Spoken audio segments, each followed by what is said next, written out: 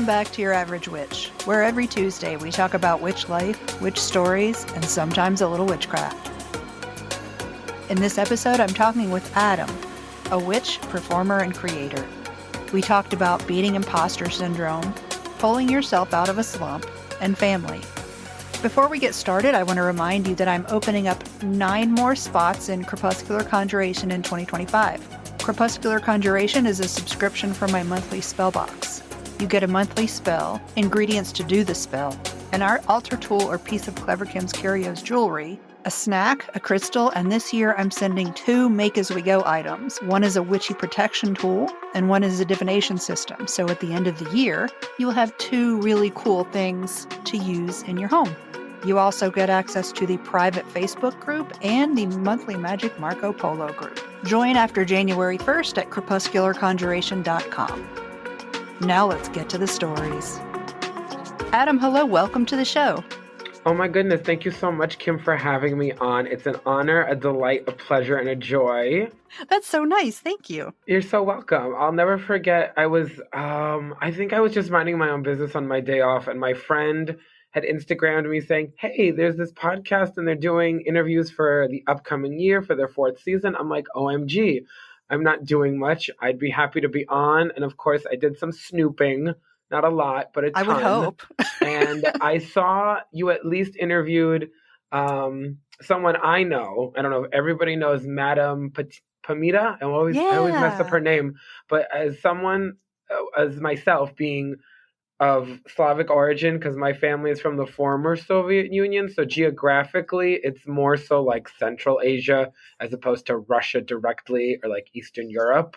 But when I saw her on your podcast and I've seen her like book, I've just been following her and a few other Slavic witches in my time. And it's just like, OMG, it's like I'm in like, the presence of royalty. And then I even saw you interviewed Monica Bordisky, and we've got a few of her prints at one of the jobs that I work at. So it's just like, okay, I'm in good company here. That's so neat. Yay. Okay, yay. Can you please introduce yourself and let everybody know who you are and what you do and where they can find you? Absolutely. So my name is Adam. I am also a drag performer, and my drag name is August Thunderstorms, but I am a solitary practitioner of Wicca and witchcraft. I'm a very eclectic witch, so I imbue and infuse pretty much whatever I come across into my practices. I am a bunch of things. One of the newest gifts I've acquired is that I'm a intuitive oracle reader. As of right now, I'm only in person, but I'm pretty flexible. I'm also very good with needle and thread. So by hand or by machine, I've made upcycled clothing and altar cloths and just a bunch of other really cool witchcrafted goods. I've started that somewhat recently, but I've been doing that for quite a while. And a few other things that I'm, familiar and capable of is just pretty much anything and everything that has to do with like art, music, food, people, because I went to school for hospitality. I have an associate's in hospitality and tourism, and my track was in travel and tourism. So less food-based, like less kitchen and culinary, but more so about like, people in general. So I cover all bases. I am a person that wears many hats. And I'll probably forget to say this, but my pronouns are they, them, theirs as well. But I'd say that's, just a little tidbit about me. Or more than a tidbit, I should say. On Facebook, I am Adam Zaydenband. That's ZAYDENBAND. My Instagram is baddestwitch369, and that's everything. That's both, me, my businesses, my drag. Just it's easier if it's all in one space, in one spot, so that way people aren't like looking at 5 different handles for just, one person. And of course, email address is always, convenient. So my email is thunderstormsaugust@gmail.com. And that's for everything drag as well as readings, clothes, etc. Like you name it, we could talk about it. Awesome. So you do call yourself a witch, correct? I have considered myself a witch for not even a long time, but for as long as I can remember, because we've all grown up watching, movies and shows and whatever, and the word gets, thrown around here and there. But even in shows like Bewitched or Charmed, and I'm missing a few others, I'm sure, but there's so many shows where the word witch and warlock and other, terms that are similar or synonymous get thrown around. And I'd say, witch is the one I'm more comfortable with personally and will probably use until, there's a new word that rolls around. So what does it mean when you say that? What does it mean to call yourself a witch? For me personally, at least, it means that I'm a part of, a greater collective and a more welcoming community of people because, we've been through so much throughout history, not even just, anywhere in particular, but like you name it. And like we've been dealt with so much. So it's just, I feel like there's a lot of, courage that comes with using that word, as well as a lot of, community and solidarity as well. Would you say you have any family history? Any witches in your background? I honestly, the more I really sit and think about it with my family and my background, I don't think there were or have been much. I know like superstitions cover pretty much everything. And like, I think we all grew up with some superstitions, and I grew up with my own based on, my culture and my background. My grandma growing up would always have like a safety pin, and it was just like a plain safety pin, no ribbon, no beads or anything, nothing, super fancy or special. But essentially, if you had a safety pin on your clothing, it would basically keep the evil eye away and keep, any kind of, ill intentions away. So I'd say, that's the closest thing I kind of came across, a talisman growing up.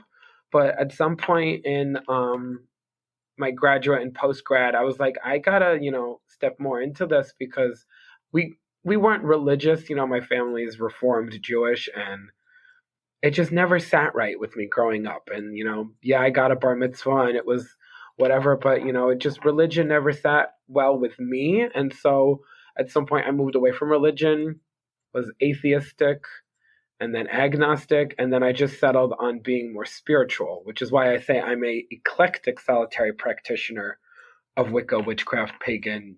I just cover everything. But if someone were to ask me, what's the summary, I'm more spiritual for sure. Cool. So can you introduce us to your practice? Do you have any consistent or maybe even daily things that you do that you'll share with us? Absolutely. I'd say one of the biggest things I do besides meditating, if not once a day, twice a day, is I pull cards. Again, once, if not twice a day. I like to do something in the morning, if not in the morning, the afternoon, and then also something for my end of day. Just as, it's a practice that I do, and it just keeps me aligned with everything that's going on with me, with others, and then it keeps me with my soul committee that my good friend Trinity coined the phrase. So your soul committee is essentially anyone and everyone that you've come across, both in this dimension and your other dimensions.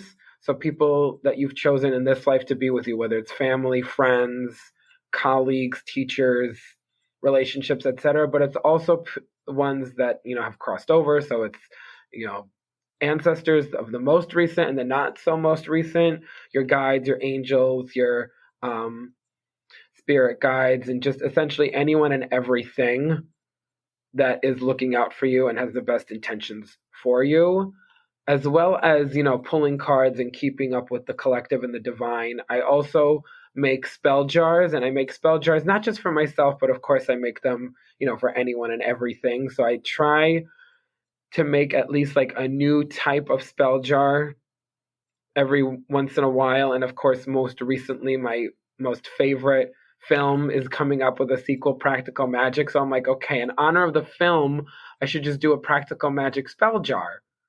And of course, everyone knows the quote at the end, plant rosemary by your garden gate, plant lavender for luck, spill salt over your left shoulder, and fall in love whenever you can. So I've taken elements of that and other elements of the movie, like Midnight Margaritas and what have you, and I've just placed that in a jar. And it's nothing special or super fancy, but, I make an assortment of spell jars.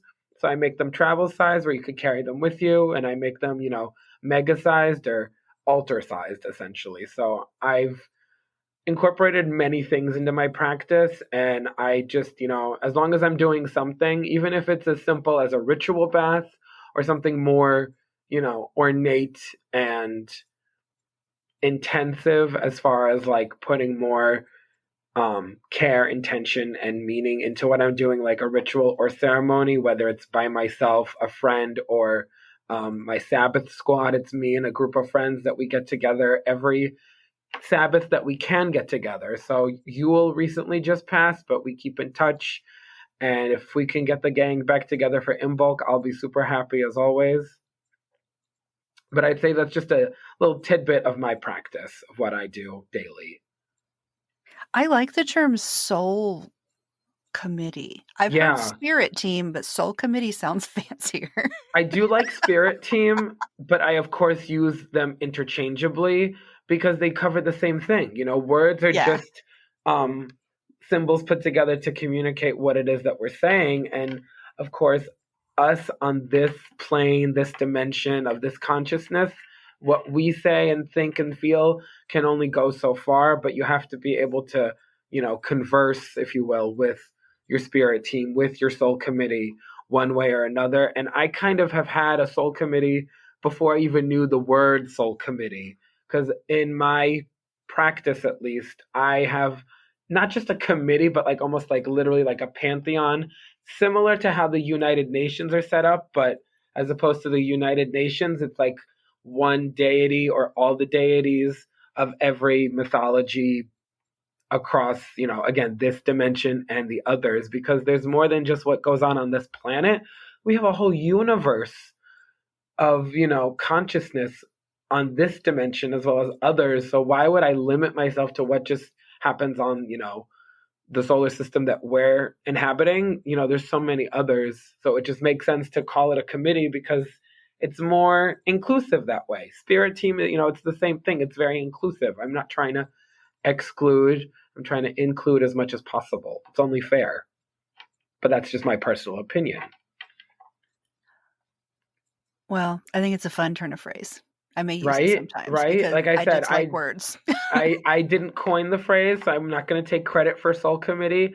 But my good friend Trinity, who is a unique psychic medium as well as a spiritual guidance counselor, has coined that phrase. She's coined a few other phrases, but more so like that's the one that has stuck with me the most, I'd say, is the term soul committee. And she and I both describe it and define it differently, but we're talking again about the same things one way or another. And words really do mean something because whether you say it or think it, feel it or know it, like one way or another, you're thinking and speaking these things into action or putting them into more than just action and giving them purpose, meaning, and intention. And that's kind of what casting spells is all about, if I'm not mistaken. You reminded me of some. We're going to veer off on a tangent, everybody. Are you ready? Okay, so it's what you and I are going to do best. We are going to go what I like to call in spirals, but it's not the spiral like staircases. It's spirals like on a gift where you just have all these wrapped ribbons and everything's curled. It's all a part the same thing, but it's going somewhere. We're going to go on a spirograph. Those little things we'd play with as kids, those little spirograph. That's what we're doing. Mm-hmm. So one thing that I have said for lots of years now is that I try not to lie. One, because I'm bad at it. And two, because if I'm saying things that aren't true, I feel like that is going to affect my practice and my witchcraft. Because if I say things that aren't true, how is the universe going to know what the hell when I am trying to make things true? If you say things that aren't true, then the universe won't get it. And it'll be like, well, you said this, so what do you mean now? Who knows? I'm not going to do anything you say until you clarify. So I try not to lie. And that's fair. Lying's not the greatest thing. There's a little white lie and then there's a not so little white lie, but it makes total sense to like have what your intentions are, what your manifestations are, what your goals, dreams, etc., whatever they are, to be as specific to the point and also not just honest, but thorough as possible. Because again, what you put out, you receive. And one way or another, it's going to happen, whether you wanted it or not. The universe gives us what we need, not what we want. I don't love that. We don't love it, but it's the truth. And if the truth does hurt, what do you expect us to do about it? Oh, I probably cry and eat a lot. Well, I'll hold your hand and we could eat and cry together. It's fine. Okay. How has witchcraft changed your life? I feel like witchcraft has changed my life for the better because it's opened me up to a whole new world of not just possibilities and people, but just, of a way of living. Like when people say lifestyle, like to me, this is more than just my spirituality. This is my way of living. Like everything I do with intention. I put on certain, gems or colors or what have you, with intention. I'm not always the most ornate, but when I am, there's a reason behind it, and sometimes it's just because, and other times it's, well, this is the reason why, and here's X, Y, and Z reason. If people get it or not, that's up to them. But I know at the end of the day, I'm being me, my authentic self, 1000%, as we all should really be living our lives. We should really be 1000% ourselves, 24/7, 365. Again, but that's just my personal opinion. And my personal opinions are not that humble, and I try not to keep them to myself. I'm much like the Greek chorus, if you will. Like I'm speaking what's on everybody's minds.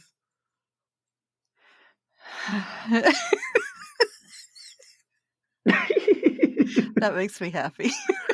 It's true though. It's true. You have to say what's on your mind and what's in your heart, because holding on to stuff just doesn't get you anywhere, and bottling it up doesn't get you anywhere. And it's not just like for the lighthearted levity, it's also for the stuff that hits a little deeper and that hits a little harder. You gotta just speak How it. would you say it's changed your life though? I'd say it's changed my life because it's given me, a real routine that I can live by. Like, I used to just wake up and not have any kind of routine, if you will. And now I really have set myself up and I have, a little bit more structure, if you will, which is, I wouldn't say taboo to say, but, there's so much structure and there's so much nonsense when it comes to like most religions, especially the monotheistic that we're all familiar with. But with spirituality and, with being, more aligned with witchcraft, like I just feel I'm able to do what I want on my terms. And I have some guidelines and some, ground rules, but like at the end of the day, like I set what I want to do for me. What would you say is the biggest motivator in your practice? Honestly, the biggest motivator in my practice would have to be my grandmother, who we lost when she was 96 in 2021. And in this coming year, in May of 2025, she'll be 100. And I've seen her quality of life for as long as I can remember. And once I turned 18, it wasn't the greatest and it wasn't the worst, but, I wanted better for her. So I'd say my biggest motivator is not only my grandma and like, how she was treated and her way of living, but more importantly, like the way she lived her life is like, I shouldn't have to answer to anybody for anything. I should be able to do what I want to do when I want to do it. And if I need help, I know I can ask for it. And I shouldn't be so stubborn and so difficult. And I should be able to just speak what's on my mind. And so, ask anybody that knows me, they know I would do anything for my grandmother. And even though she's not with me physically in this plane, I know she's always with me one way or another. And I know she's got my back and I'll always have hers. So what do you think is your biggest struggle when it comes to witchcraft? I'd say my biggest struggle, is the sad truth that my parents and my family don't understand or accept it. I wouldn't even say they tolerate it. And so with that, it's not hard to practice, but it's just difficult and uncomfortable sometimes to practice with them in the vicinity, so to speak. And if I had it my way, I wouldn't only be like, living on my own terms, but I would be, practicing with people similarly, if not, just, less tension and less aggravation when it comes to like the little things or the even the big things that aren't really that big to some, but it's a struggle when you want to practice what you preach to others and then you can't even practice, in your own home. It's good when you can.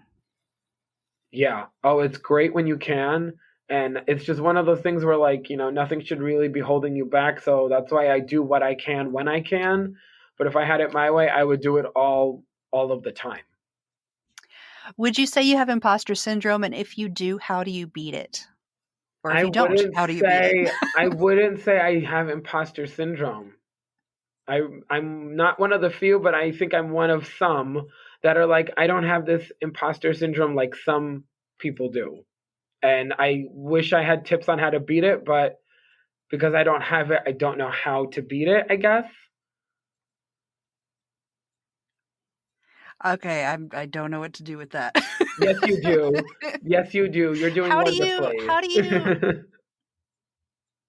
how do you not feel like, okay, so you don't worry about whether or not you'll be quote unquote found out because you don't have anything to find out because here the fuck I am and everything's cool and I know what I'm doing and think Exactly. about yourself. Exactly. I'm pretty much, I'm And that's 28. never fake. You're never faking that. It's always, It's always like that. I'm always me 100% of the time. huh, Not even 100%, 1 million all of percent the of the percents. time. Like, yeah, all the percentages, all the numbers, all the fractions, everything. Quantum Um, but but exponentially. but yeah, like, again, I'm 28 years old, and in my 28 years of living, I've been through some stuff that I don't wish on anybody, and I've been through other stuff that I would invite everybody to. And, I've lived long enough to know that you need to live your life to the fullest because whenever we pass on and we have our tombstones, you have the date of birth when you're born and your date of decease when you deceased, died. And that hyphen in the middle, nobody knows the dates and time and pinpoints, but that's your timeline, that's your lifeline, that's all the things that have happened. It's not just birthdays and graduations and weddings and all this other stuff. It's everything that happens in between and everything that leads you up to those points and those moments in life. And I choose to live as much as possible because I don't know anyone personally, but I know there are some people that haven't lived to 28, that haven't lived to 21, that haven't lived to, 15 or 10 years old even. And so I don't just live for me, I live for them in a Holy sense. shit, that's so good. That might make And me cry. I almost and I don't started want to make anybody crying cry when you while were they're saying listening, all that. but it's the truth. We only have one I life to do. That live. stupid hyphen. Oh, that's terrible. That hyphen is your entire life. And it's one of those things where if you think about it, nobody knows if they haven't met you. But for the ones that have had the pleasure, the honor, and the joy of knowing and meeting you, they're not just a part of your hyphen, you're a part of theirs. And we're all interconnected and all woven into this grand, you know, fabric of life. And each of us is a thread, if you will. But we have to live our life because one day we're not going to be here, and if we are going to be here, we're not going to be here in this similar dimension on this consciousness. Like right now physically I'm sitting here in New York State, but one day we're not going to be sitting here, we're going to be elsewhere, floating around like Casper, or who have you. I in my mind I think I'm Madame Leona, the lady in the crystal ball at Disney, but I'm probably Casper the Friendly Ghost. Oh, that's a fun question. That's a fun. Maybe I'll ask that in the bonus from now on. Oh yeah, who are you? Are you Casper the Friendly Ghost, or are you Madame Leona? What famous ghost are you? Exactly, and there's so many. There's so many. Okay, what is something you wish more people would ask you about? I honestly wish more people asked me about when I'm available. Not just what is it I do, when are you available to do it? Because people Hmm. ask me all the time, "Oh, what do you do?" And I give them my card, and then I tell them, like, reach out to me, let's connect and everything. And then either I Did they hear from them. immediately tell you their problems right then? I mean, that's different. I'd rather people book me so we could talk and I could be the intuitive oracle that I know I am. But I would rather people be like, when are you available? I want to book you. I want to do something. And I've had people ask me, and it's going well, but I wish everybody asked me, whether I know them or not, whether they're a friend of a friend, whether they're somebody I just bumped into because of work or whatever. I really genuinely wish people would book, not just me, but just would book right away and not have any hesitation or doubt. Like, there's no reason why we shouldn't give to ourselves the way we give to others, because so often people are, running out and buying gifts for everybody. And I'm not just saying that because it's the holiday season, but, so often people are getting stuff for everybody, but they give very little to themselves. And you can't pour into other cups if yours is empty. You have to have a full cup. You have to give to yourself, if not as much as you give to others, maybe twice or three times as much that you give to others. Because I'm able to give to myself the way I do, I'm able to give to others and still have left over for myself. And at the end of the day, still have something and then replenish. I make myself a priority because that's one of my mantras that I live by. I am my first priority.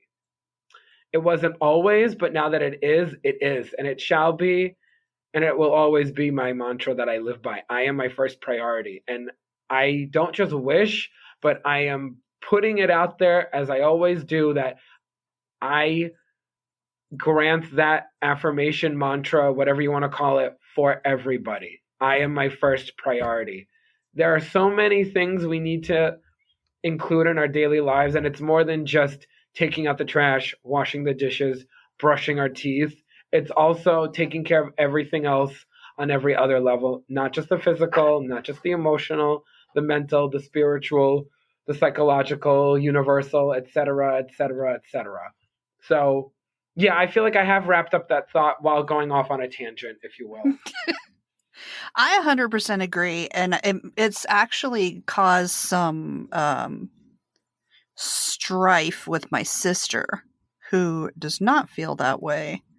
So, but I agree It's that funny you you have mentioned to put that. yourself first, just like on the freaking airplane situation. Yes, absolutely. You have to put your mask on before you put anybody else's. Put your Yeah, mask on before you can tend to your child, because how are you going to be able to help if you can't help yourself? exactly. If you're unconscious because you didn't put that mask on, your child's definitely not going to get it on. So do yours first. Yeah. You don't want to be shit out of luck, but it is a situation where you are shit out of luck if you don't put yourself first. And when you say that your sister doesn't think or feel the same way as you, I totally get it. Because my sister is similarly, if not in that dynamic or whatever, but she and I are truly like night and day, where she is Yeah. one and I am the opposite, and we couldn't be more polar opposite apart, I feel. But it is what it is. But, it brings up a thought for me, or not even a thought, but it's a conversation I've talked about with other people, where you're not able to help and save everybody.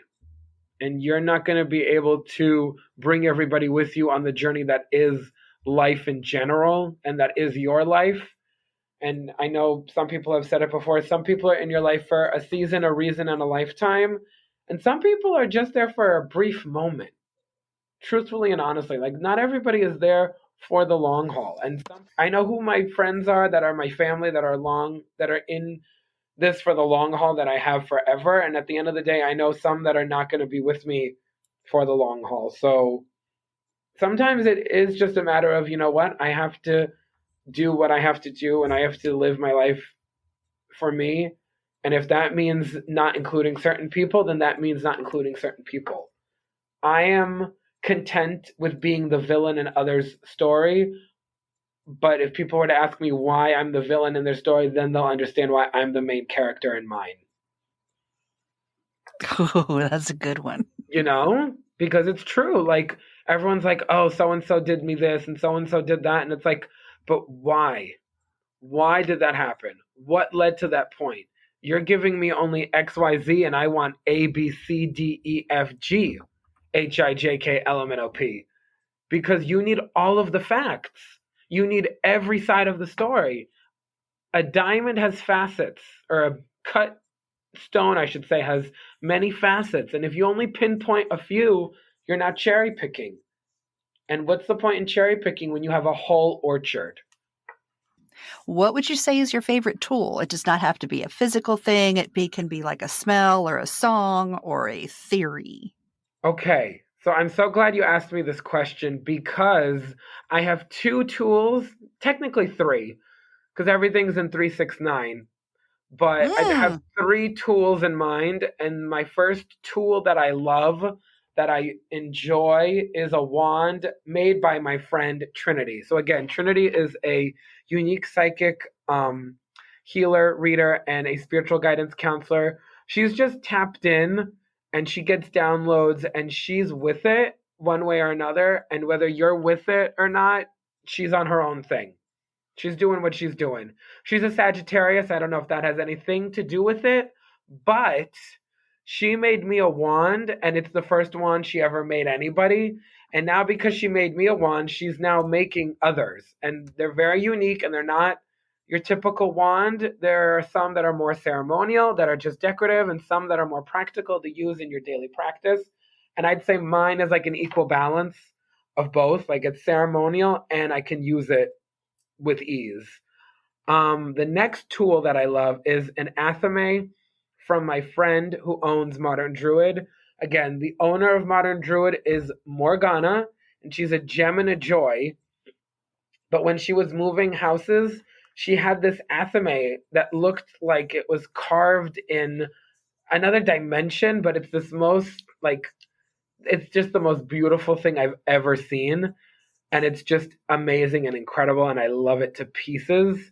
So again, I have two athames. One is, a selenite athame, and I love it, but this athame like takes the cake. It's like, blue ribbon winner, first prize at the county state fair, and it's just this amazing thing. And it's also great because it has like this carrying case, whatever. So there's these little loops on the side. If I wanted to like walk around Ren Fair one day and have just like, a dull athame as decoration, I could if I wanted.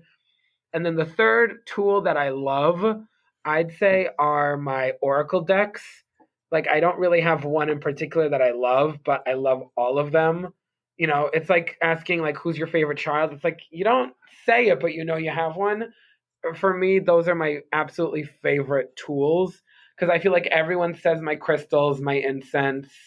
I feel like not enough people really talk about the stuff that they actually hold tangibly either. And with those three tools, those are the ones I definitely feel because I'm holding them, but I'm also using them as well. So I am not a big fan of generalizations, but one I feel pretty comfortable saying is that we all have highs and lows. How do you pull yourself out of a low period?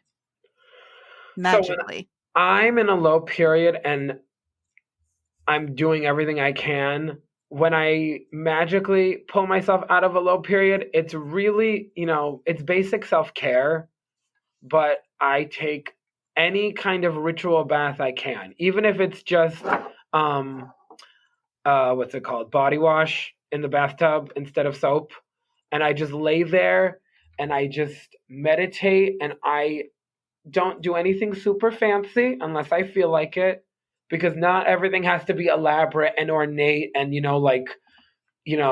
this like production, if you will. It's not like a movie, but sometimes you have to do just the basics to get out of where you're at and get back to where you need to be. So I always, say a ritual bath. And if I can't do a ritual bath, I try and do some kind of like ritual shower. If I don't drink water, I drink some kind of tea of whatever, suits my mood.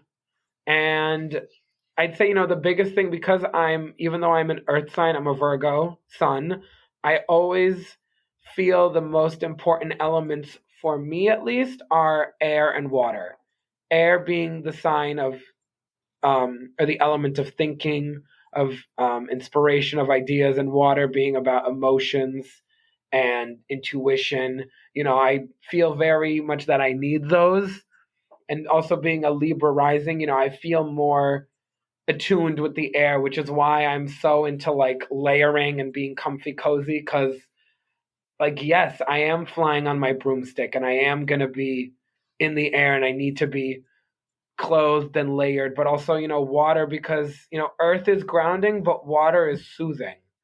And so if I can do anything that involves water or air, because I can't always, smoke, cleanse, or incense, but when I can, or I do.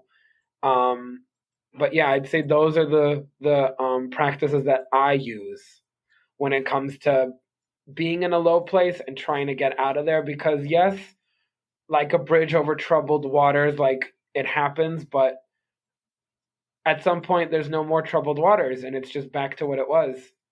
So there are some days where I'm a bridge over troubled waters, and there are other days where I'm just cruise control. I'm just easy peasy. I'm just gliding by. And not everybody can be at cruise control, but if you can at least get yourself back to where you were, where you need to be, that's what matters. You don't always have to be at rock bottom.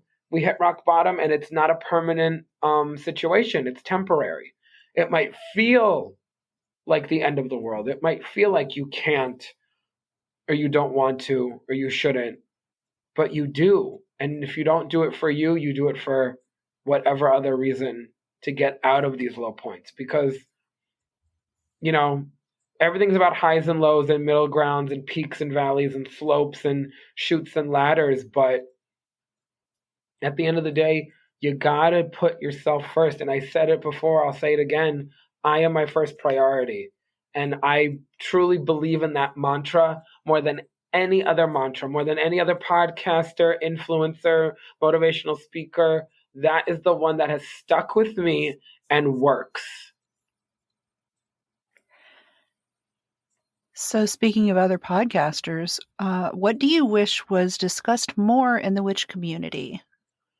Honestly, what I feel, this is just me speaking, what I feel should be talked about more within the community, I think is how we have generalized and we still gatekeep. And there should be no reason we gatekeep practices like you can only do this. Like, no, there's no one way or right or wrong way. It's per person, per practice. It's going to be different.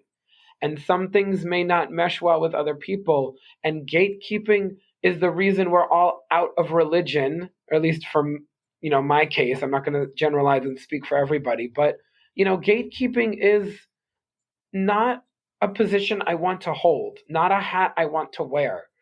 And I would love if we would stop gatekeeping and telling others how we should do our practices and daily rituals, and how we should be spiritual, because there's no right or wrong way.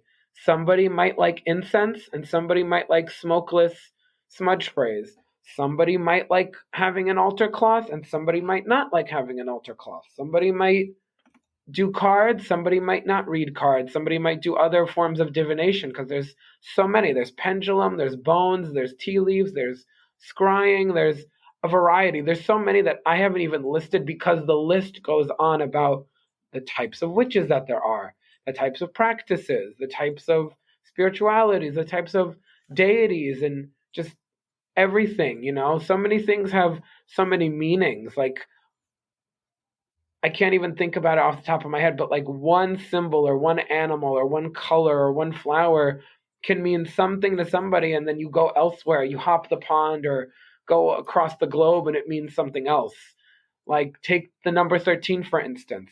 For us, it's a very lucky number. It's a very, sacred number. And to others, it's, deemed unlucky. And that's why there's this, originally, Friday the 13th was such a taboo and it was deemed all of these things. In reality, it's actually a wonderful day for so many things, and Fridays as well. Fridays are great. I mean, every day of the week is great, if you ask me. But Fridays and Friday the 13th are a great, great day for what it is that they're good for. So to say that, you have to do it this way or you're doing it wrong just is so mind boggling, and it's just so befuddling. And I'm just like, why are we still like this? It makes no sense to do that. So I really wish we would, talk about how we're gatekeeping and then ways to now, circumvent that, if you will, like not walk away, but like rework that and stop gatekeeping, because there are reasons why some people aren't in a coven, because their coven or their high priest or high priestess is gatekeeping in a way, and then they feel they have to detach themselves. And others are just like, I would rather just not have rules and regulations when it comes to my spirituality. Because at the end of the day, like, you do what works best for you, and as long as what you're doing isn't hurting anybody in the process, more power to you. I just had a visceral reaction when you said rules. I hate being told what to do. I left the army because don't tell me what to do. See, like, I think it matters in one place and one place only. And as long as two consenting adults agree to that, then, go right ahead. But otherwise, do not tell me what to do. You are not my mother, my father, my grandparent, my boss, my even whatever. If you are, you and still even if don't you get are, to tell me what to do. And even if you are, exactly, you still are like, listen, you could say your P's and Q's and dot your I's and cross your T's, but I'm an adult and I do what's best for me. And I'm not trying to step on anybody's toes or push buttons or blah, blah, blah, but I'm also not walking on eggshells or much broken more glass. Comfortable, much more comfortable to not walk on crap. I'm going to walk on lavender fields and have bunnies and birds around me. I know for some that's like, nightmarish and they would rather be elsewhere. But for me, I want lavender fields in England, not in the south of France. I'm going to reserve my opinion of the French for another podcast. But no. I would much rather be with English lavender and bunnies and birds and all the animals. So basically what I'm trying to say is I am a Disney princess. I was thinking Snow White when you said it. I mean, it's the first Disney movie of the first Disney princess. I'll take Snow White. I'll take Cinderella. I'll take Aurora. I'll take any Disney princess. Just like I'll take any Disney prince to be my Disney prince.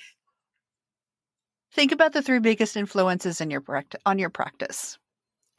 It doesn't have to be a person. It can be a book you read once. It could be a philosophy. What are the 3 biggest influences and how do they influence your practice? I'd say the 3 biggest influences on my practice today are, again, my Sabbath squad, my community, my people that I can lend an ear to and lean on when I need to.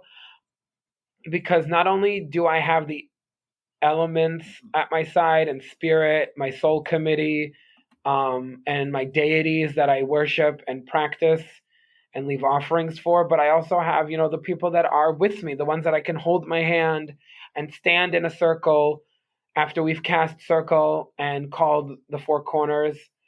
And I can just feel like I'm doing the right thing and I'm doing it with the right people. So that's definitely one influence.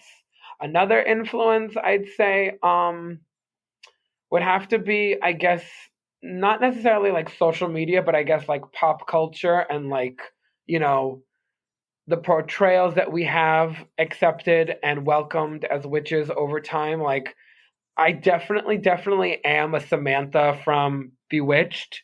I'm also a Samantha from Sex and the City, but that's, again, another podcast for another day.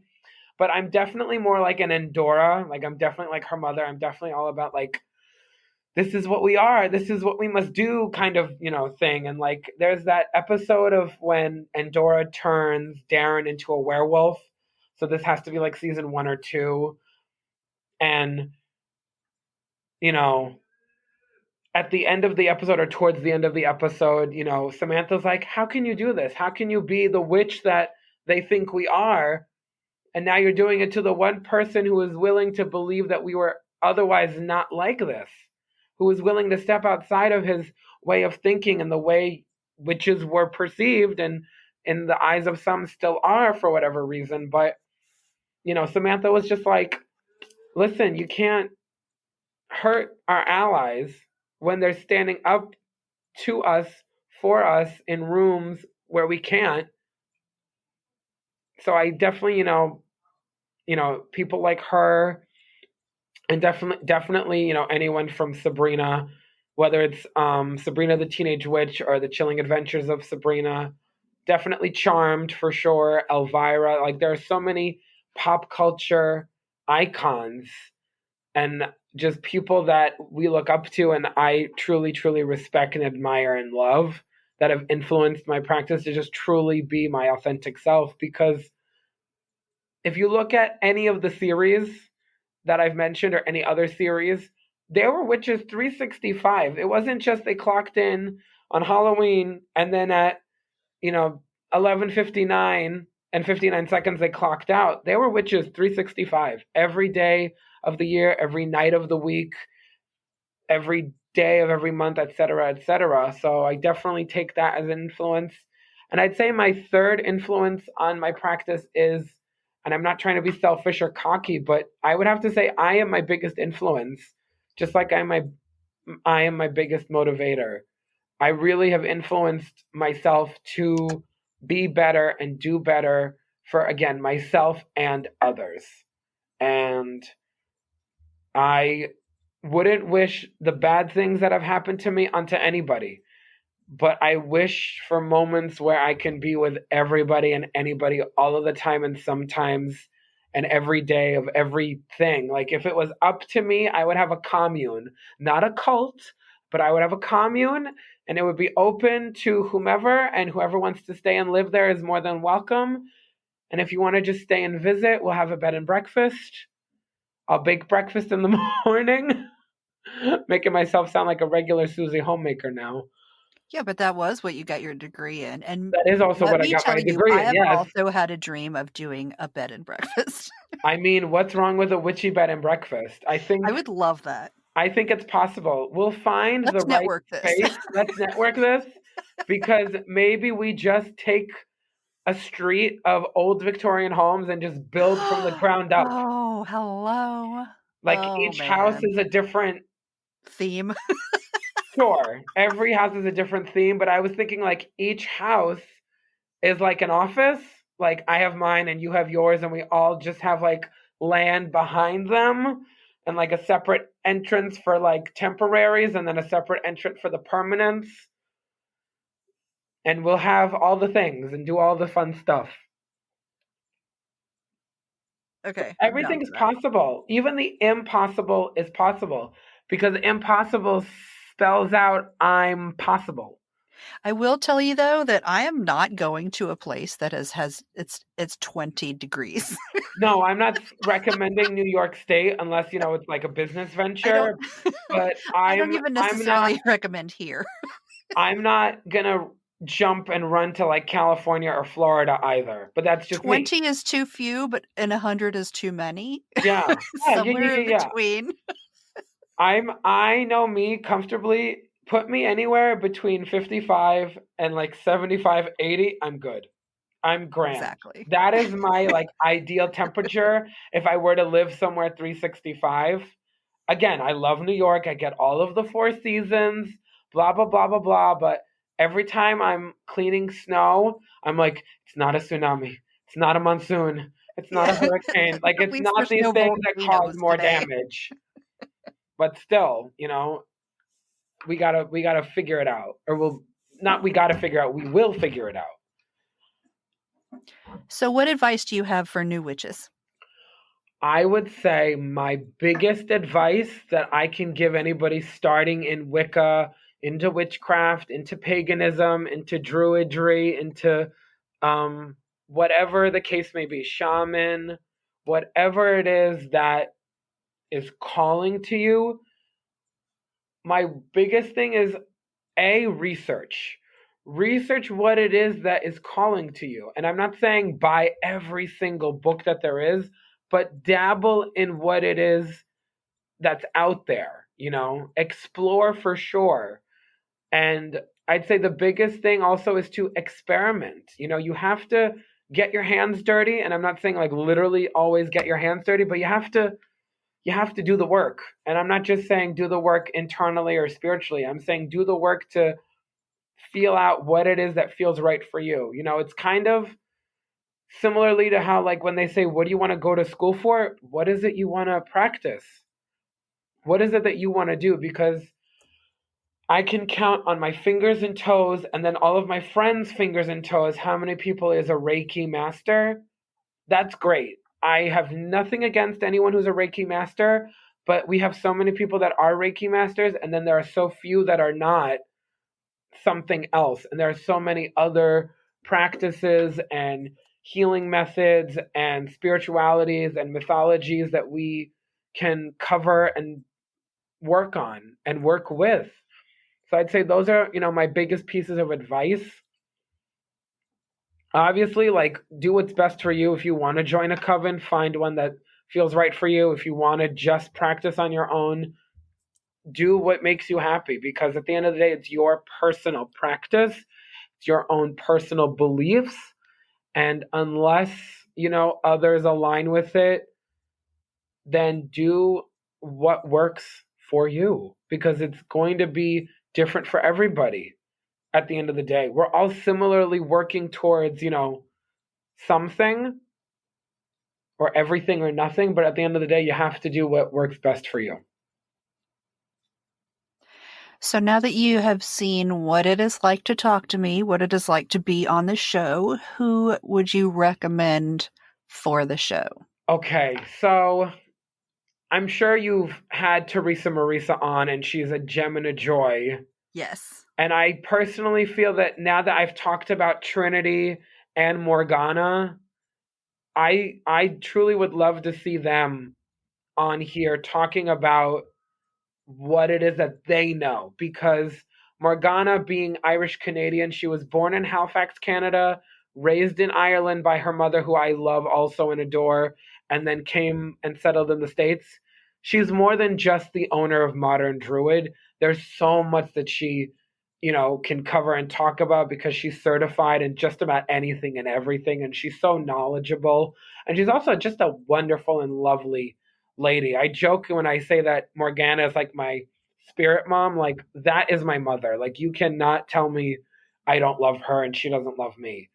To kind of segue, not off of that, but similarly, Trinity, who is a unique psychic reader and spiritual guidance counselor. She has studied sacred geometry, quantum physics, platonic solids, all of the things that some people are able to talk about, but not all are familiar with. So she makes it, I don't want to say digestible, but she's able to make it understandable for everybody and anybody. And she's an amazing reader and healer. She does readings in symbology and handwriting analysis, which to this day, I don't really know anybody that does it like her. Her symbology is quite interesting, quite simple, but quite, I guess, introspective is the word that comes to mind. But she has you arrange these 4 symbols on a piece of paper, and she'll instruct you how to arrange them. But essentially 4 symbols, and depending on how you arrange them on the piece of paper, she'll tell you how, or not how, but what she sees and the messages there. And again, she's a psychic medium, so that's her way of channeling if and when her mediumship is tapped in and she has someone coming through. And it's really amazing. I've gotten her symbology at least twice. Her handwriting analysis is, again, totally different. It's not graphology. She has you write your name in print and then write it in script. So how you would normally write it for anything, and then how you would sign something. And depending on how you write your name in print and script, and it could be, your full name, first name, nicknames, maiden name, and divorced, whatever names you want to put down. It's the name you call yourself that she needs for the messages. And whatever she sees, there are all these double-sided pages of information. That's why it's called a handwriting analysis. She's handwriting all of these messages down, and it takes her for sometimes there's a half hour, sometimes an hour and a half just to write everything. But then she goes over with it with you, and she goes over what she sees. And you keep the analysis as reference. Obviously, she'll give you her business card as well. But it's anywhere from 3 to sometimes 12, 14, 17, and they're all double-sided. So there's so much information in your own name, whether you know it or not. Like everybody knows, I guess, well, I wouldn't say everybody, but most people know Adam means red earth. Adam is also the first person on the planet. Atoms, as far as ATOM, is what we're made of. But then she dives deeper into everything else that your first and last name, middle name, nickname, whatever name you want to put down. So definitely, Morgana, Trinity should be on the podcast. I also would love to see Morgana's husband, my spirit father, quote unquote, Eric, on here, because he had a podcast, and he and Morgana are going to start up another podcast similarly. And he is just amazing and incredible from his life experiences. I always joke with him because he has 4 children, and they're all amazing and lovely and delicious and wonderful. But he has a child, and each child is a different sun sign. So he has a son who's a Leo. He has a daughter who's a Gemini, a daughter who's a Taurus, and another son who's a Pisces. And each of those is a different astrology, but he has one of each. So it's just like, there's so many things that I could go on and on about these 3 people that I love and adore, but I would definitely love to see them all on here one way or another. I would probably be cocky to say, I would love to do another podcast, but it's been a joy to talk with you today, Kim. It really has. I've never really enjoyed anything more in my entire life as far as a podcast like this. Oh, yay. Good. Is there anything else you wanted to bring up? Any questions I didn't ask? Any questions you had for me? Is anything going on with you that you want to have people show up for? So I know that I am based out of New York State, so I know for some it's going to be harder to get in contact as far as in-person readings with me. But funny enough, on the 29th, so this Sunday, I'm doing oracle readings as well as year ahead readings at my friend's studio. It's an art studio, but they also do flash tattoos when I'm there. So it's like a art studio, multi-art space that they also have all the licensing so they could do tattoos as well. So it's like a flash tattoo pop-up with different arts and crafts as well as oracle readings. I did it at the end of last month and it went well, and they asked me back, and I'm back again. It'll be from 4 p.m. to 9 p.m. Again, you can contact me at Instagram, baddestwitch369, to find out when and where.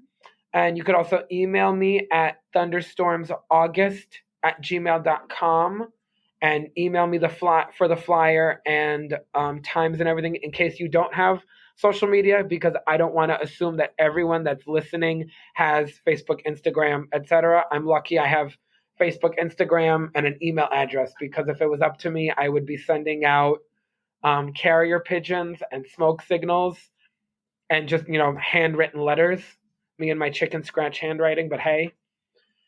And then I'd say that's all that's happening for me this month. But again, like, I'm open and available if people want to book me I make spell jars, I make altar cloths, I upcycle clothing. So if you wanted something for a ritual or ceremony or just something every day, I make those too. And again, the best way to contact me is my Instagram, baddestwitch369, not 963.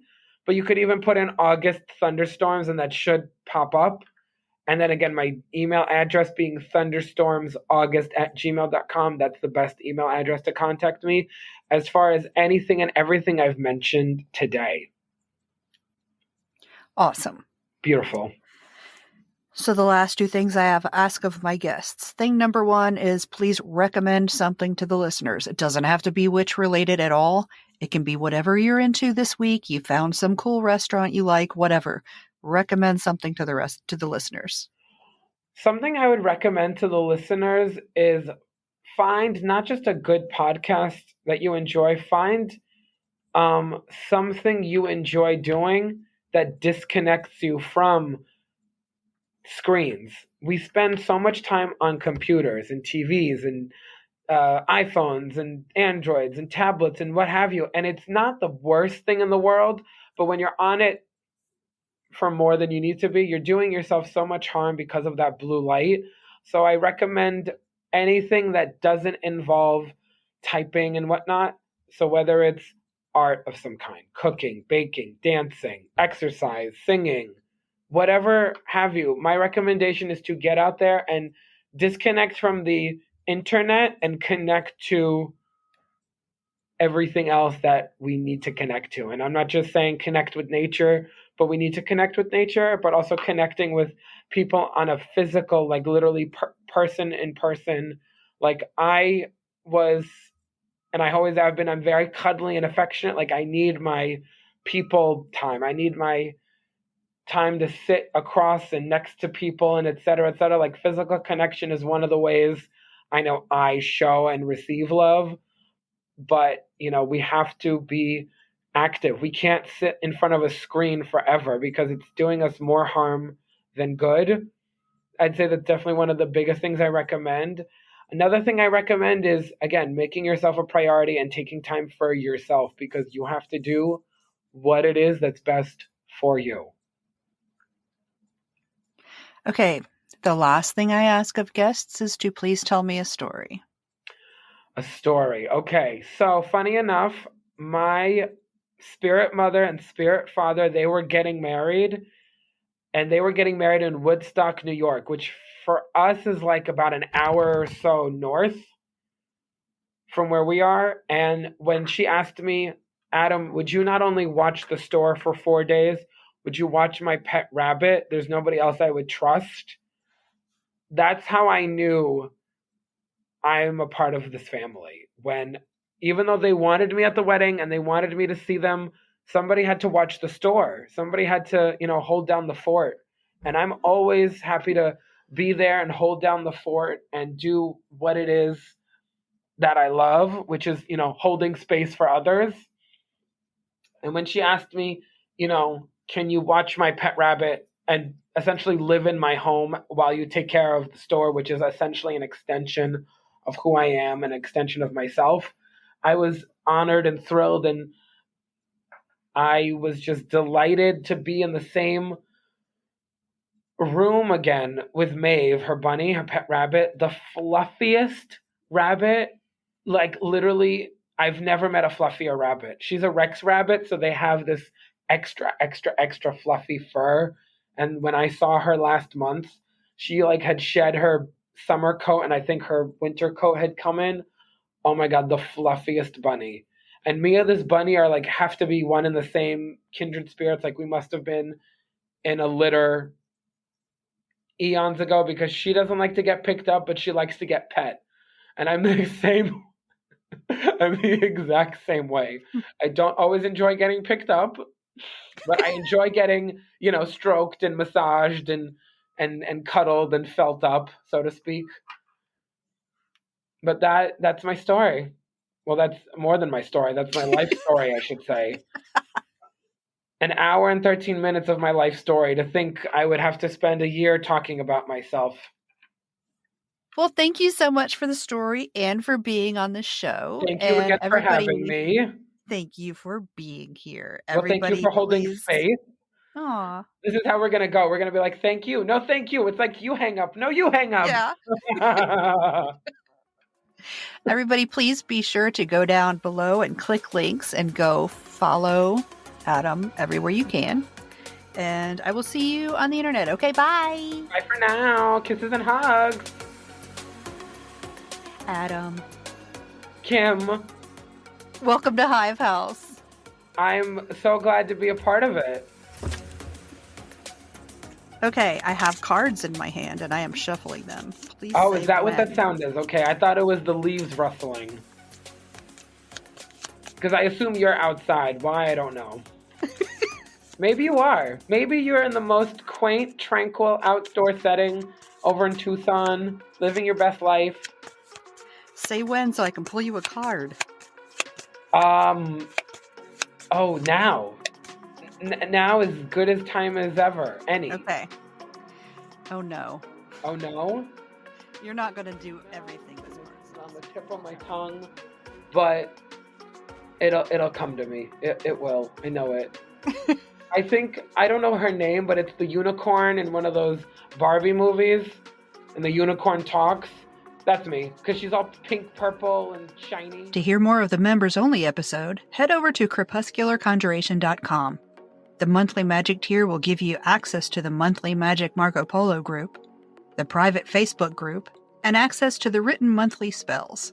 There's also Crepuscular Conjurations, giving you bonus podcast episodes, coloring pages, guided meditations, spellcrafting videos, printable downloads, and a lot more. The free Witchy Wonderment level will give you a little sample of everything I just mentioned. You can also visit my shop, Clever Kim's Curios, to get spell boxes one at a time or by monthly subscription, intentional handcrafted jewelry that I make especially for witches, and handmade altar tools. You can even listen to the full Your Average Witch podcast library, including show notes and transcripts.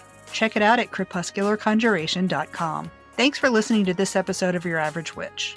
You can find us all around the internet on Instagram at Your Average Witch Podcast, facebook.com/groups/hivehouse, at www.youraverageWitch.com, and at your favorite podcast service.